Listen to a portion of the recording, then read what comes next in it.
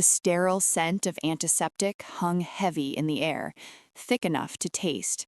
Zena gripped the edge of the examination table, her knuckles white against the dark skin of her hands. The crinkle of the sanitary paper beneath her sounded like a landslide in the silence of the room. She was bracing for the word cancer, waiting for a death sentence. But the blow that landed was far more calculated. I want a divorce. Jun-ho stood by the door, his silhouette sharp in his dark suit, looking like a stranger. He didn't look at her. His gaze was fixed on a point somewhere over her shoulder, his jaw set in a line of cold marble. I want a divorce, Zena. He repeated it with a terrifying rhythmic slowness, as if she were a child who hadn't quite grasped the vocabulary of heartbreak. I should have said it months ago, he added, his voice devoid of the warmth that used to be her home, before things got like this. The heavy door swung inward.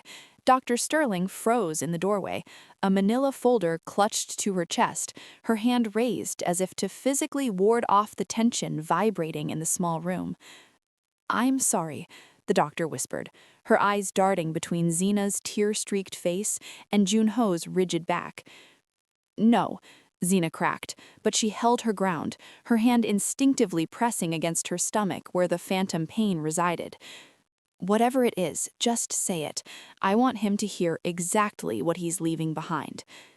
Dr. Sterling hesitated, her gaze dropping to the chart in her hands.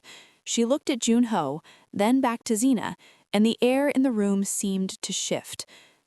"Mr. Park," the doctor said, her voice dropping the apology and finding a sharp, professional edge. "I think you'd better sit down.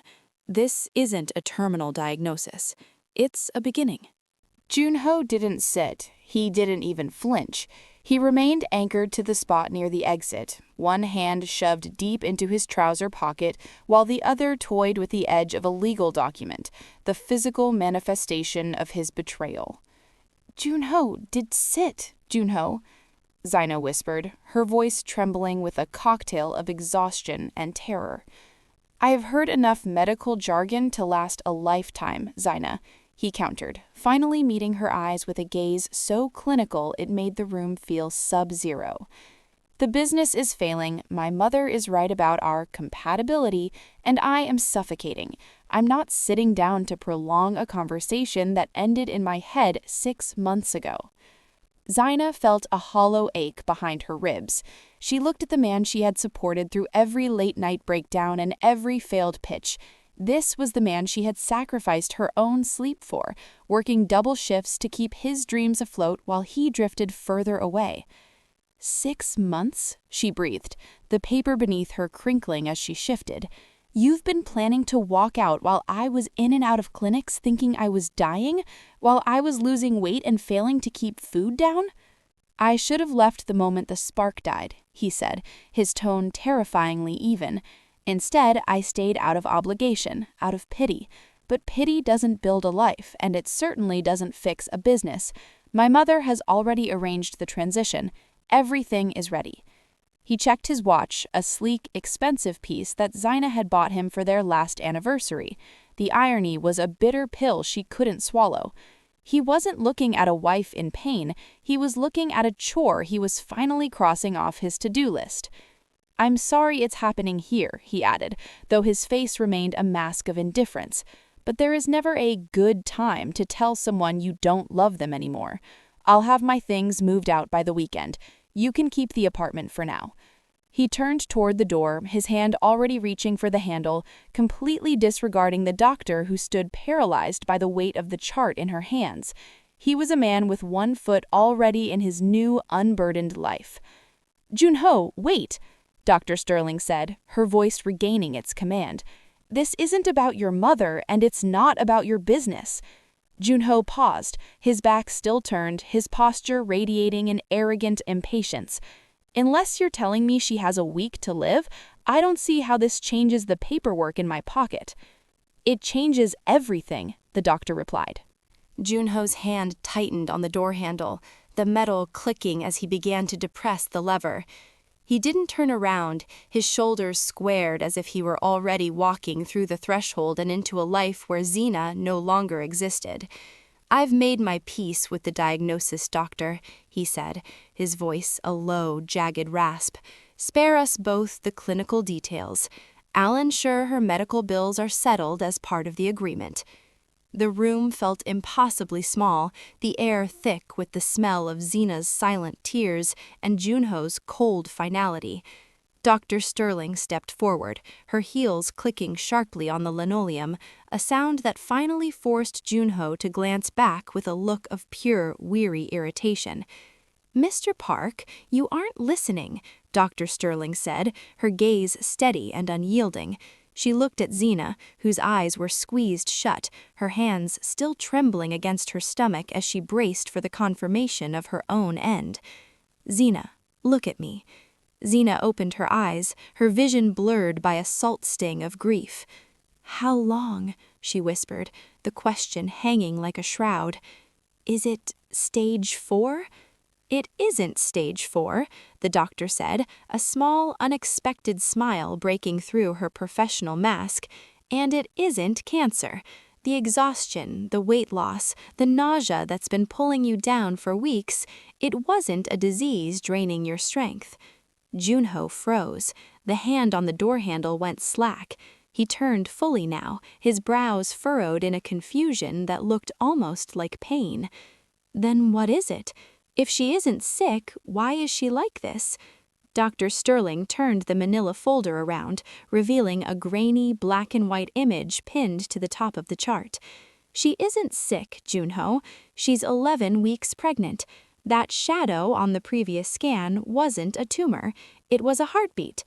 The silence that followed was deafening. The buzzing of the fluorescent lights seemed to roar in the vacuum of the room.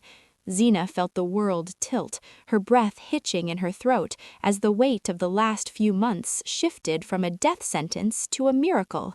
She looked down at her hands, the same hands that had been bracing for a fall, and realized they were now cradling a beginning.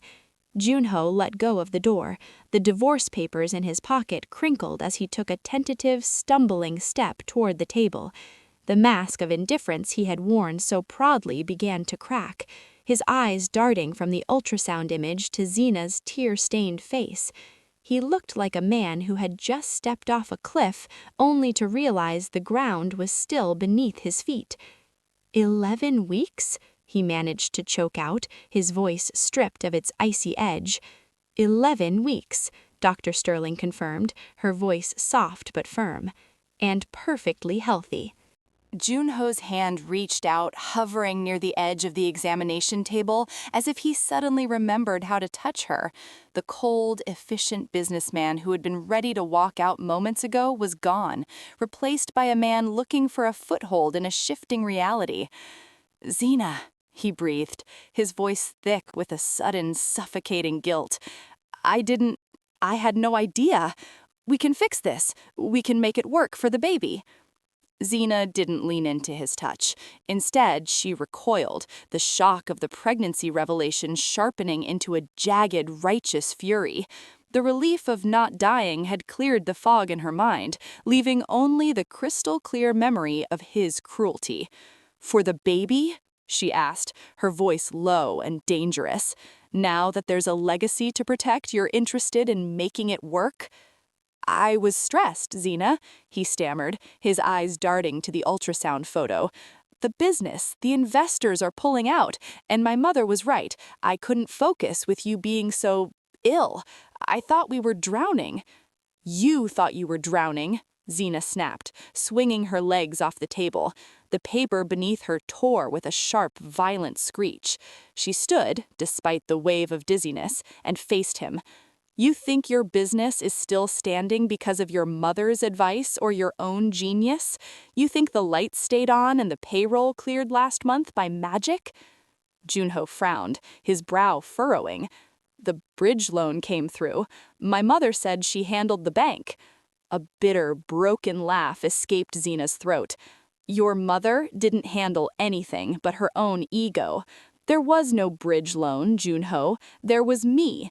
She stepped into his personal space, the scent of his expensive cologne, the one she had bought him, turning her stomach. Every sickness you complained about, every night you thought I was resting or checked out, I was at the warehouse. I took every double shift they offered. I sold my grandmother's jewelry. I put every cent into your account through an anonymous holding company because I knew your pride wouldn't let you take it from your sickly wife. The blood drained from Junho's face, leaving him as pale as the hospital walls. You funded the Q4 expansion? I funded your dream while you were busy drafting my nightmare, Zena said, her voice trembling with the weight of the secret she had carried. I worked myself into the ground, thinking I was dying of exhaustion, just so you wouldn't have to admit failure to your mother, and you used that same time to plan how to leave me. She looked at the man she had sacrificed everything for and realized he wasn't a partner. He was a debt she was finally done paying. The silence in the examination room was no longer the heavy, suffocating weight of a death sentence. It was the cold, sharp clarity of a surgical strike. Junho stood paralyzed, the divorce papers in his pocket now nothing more than a shameful confession of his own weakness. He reached out, his fingers brushing the sleeve of Zena's sweater, his voice a frantic whisper of, "Zena, I didn't know. Everything changes now. We'll get a bigger place. My mother will—" "Your mother will never touch this child," Zena interrupted, her voice as hard as flint. She pulled her arm away, the physical distance between them suddenly feeling like a vast, unbridgeable canyon. "And everything doesn't change, Junho. You were leaving a dying woman. The fact that I'm living, that we are living, doesn't erase the man you became the moment things got hard." She turned to Dr. Sterling, ignoring the way Junho flinched at her words. "Thank you, doctor, for the life. I'll be in touch about the prenatal schedule." Zena didn't wait for a reply. She grabbed her coat and walked past Junho, her stride purposeful despite the lingering tremor in her knees.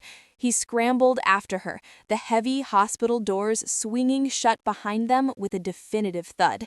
"Zena, wait! You're pregnant. You can't just walk out. Where will you go? You need me." She stopped in the middle of the sterile hallway and turned to face him, her silhouette framed by the harsh overhead lights. "I've been needing you for 6 months, and I found nothing but a shadow. I've been funding your life, protecting your ego, and carrying our child while you were measuring the distance to the exit." "It was a mistake," he pleaded, the polished, untouchable CEO finally cracking. "We're a family now." "A family is built on respect, not a biological obligation," she said, her hand resting protectively over her womb. "I'm not going back to that apartment. I'm not going back to a home where I have to hide my strength just to keep you from feeling small. I'd rather be alone and whole than together and broken." She hailed a taxi, the yellow car pulling up to the curb like a life raft. Junho reached for the door handle, but Zena slid inside and locked it before he could speak again. As the car pulled away, she looked at him through the glass, a man standing alone in the rain, clutching a folder of papers that no longer had any power over her. For the first time in months, the nausea didn't feel like a symptom of a sickness. It felt like the shedding of a skin. The coffee shop was tucked away in a quiet corner of the city, a world away from the sterile hospital hallways and the suffocating tension of the apartment Zena no longer called home. Across the small, marble-topped table sat Elena, the woman whose name had been a jagged glass shard in Zena's heart for months, the woman Junho had hinted at being confused by. Elena didn't look like a homewrecker. She looked exhausted. She wore an expensive trench coat that seemed too heavy for her slight frame, and her hands shook as she stirred a cooling latte. "I didn't think you'd come," Elena whispered, her eyes refusing to meet Zena's steady gaze. "I didn't come for an apology," Zena replied, her voice calm but layered with a new, hardened strength. "I came for the truth. Junho is a man who values facts over feelings. I want to know exactly what confusion looks like from your side." Elena let out a sharp, cynical breath and finally looked up. Her eyes were rimmed with red. "It wasn't confusion, Zena. It was a contract. I'm an actress, or I was before I got desperate enough to take private commissions. I was hired to be the breath of fresh air he supposedly needed." Zena felt the air leave her lungs. Hired? By whom? "His mother," Elena said, the name dropping like a lead weight between them. "Mrs. Park approached me 3 months ago. She told me her son was trapped in a marriage with a woman who was draining his potential, a woman who was sickly and holding him back from the greatness she envisioned for him. She gave me a script of his interests, his weaknesses, even the times he'd be at the gym or the office alone." Zena gripped her teacup, the heat seeping into her palms. The manipulation was so vast, so surgical, it made her head spin. Her mother-in-law hadn't just been whispering in Junho's ear, she had been choreographing a play to dismantle his life from the inside out. "Why tell me this now?" Zena asked, her voice trembling. "Because I saw the news about his business expansion, the one you funded, and because when I found out you were at the clinic, Mrs. Park told me to double my efforts because you wouldn't be around much longer anyway. I'm a lot of things, Zena, but I'm not a monster. She didn't just want a divorce, she wanted you erased." Zena opened the envelope. Inside were wire transfer receipts from Mrs. Park's personal account and a series of cold, calculated text messages detailing exactly how to lead Junho to the door. The weight of the envelope in Zena's lap felt like lead. She stared at the sleek black and white receipts of betrayal, but Elena wasn't finished. The woman reached into her designer bag one last time, pulling out a slim silver thumb drive. "There's more," Elena said, her voice barely a whisper above the hiss of the espresso machine. "Mrs. Park didn't just hire me to distract him. She wanted him broken so he would have nowhere to turn but back to her. She didn't want a successful son, she wanted a dependent one." Zena's heart hammered against her ribs, a frantic rhythm that felt like a warning. "What do you mean? The failed expansion?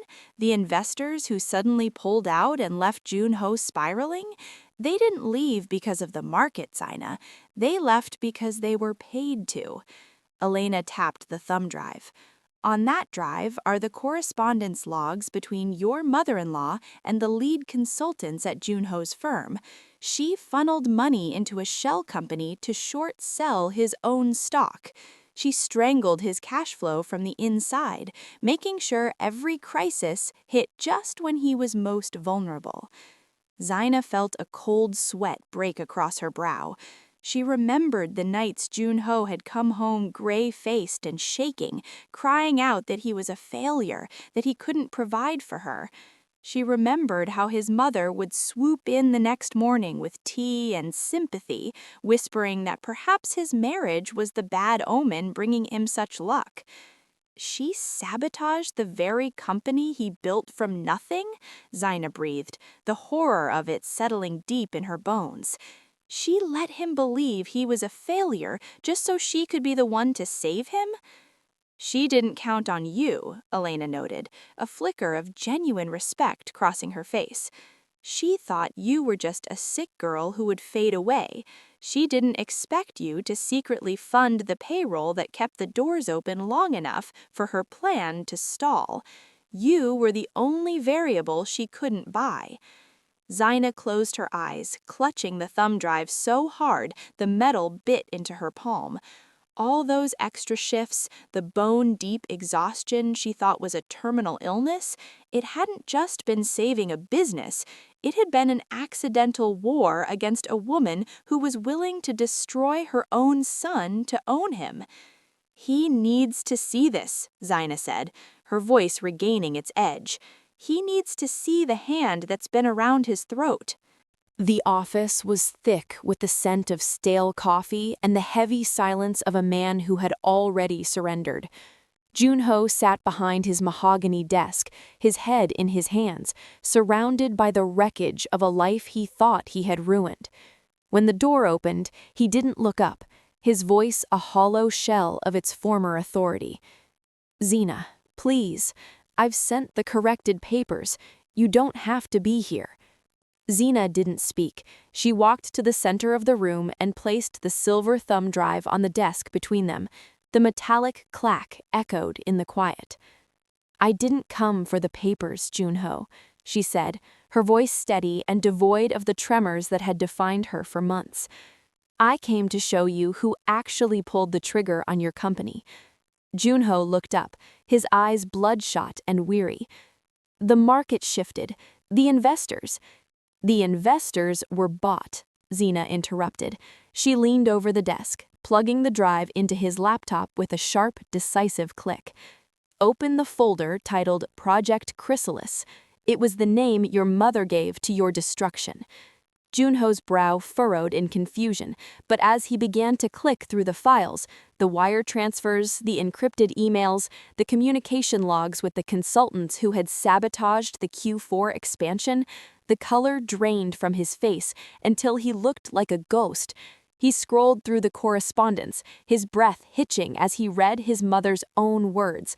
Make him feel the pressure. He needs to believe his marriage is the weight dragging him down. When he loses the firm, he'll come home. She shorted my stock?" he whispered, his hands trembling so violently he had to grip the edge of the desk. "She was the one who leaked the audit report to the board?" "She wanted a son she could control, not a man who could lead," Zena said, watching as the realization shattered the last of his composure. "She didn't care if she burned your dream to the ground, as long as she was the only one left to help you sift through the ashes." Junho stared at the screen, the blue light reflecting in eyes that were suddenly wide with a terrible, visceral clarity. Every supportive lunch, every concerned phone call about Zena's health, it had all been a performance. He looked at the divorce papers sitting in his outbox, and then back to the woman who had secretly funded his survival while he was being dismantled by the woman he trusted most.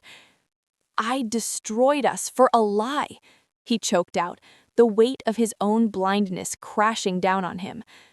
"You didn't destroy us, Junho," Zena replied, her hand resting over their child. "She did, but you were the one who handed her the matches." The penthouse apartment smelled of expensive lilies and the stagnant air of a life lived in a velvet cage. Mrs. Park sat by the floor-to-ceiling window, a delicate porcelain teacup in her hand, looking every bit the picture of maternal concern.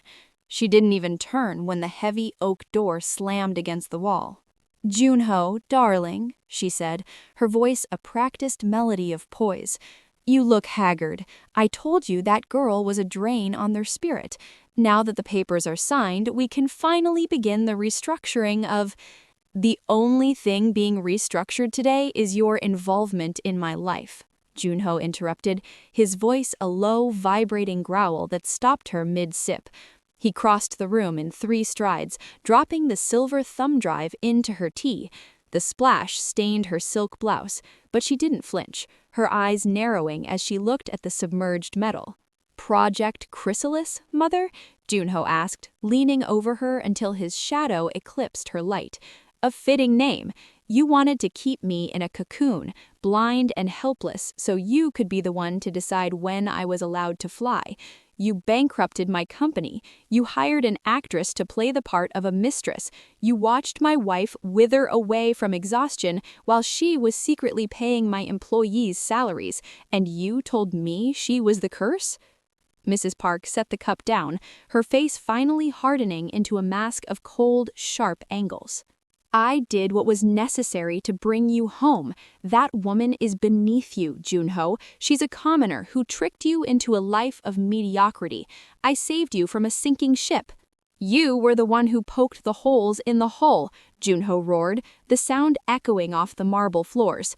"Zena was the only thing keeping me afloat, and I almost let her drown because I was too weak to see who you really were."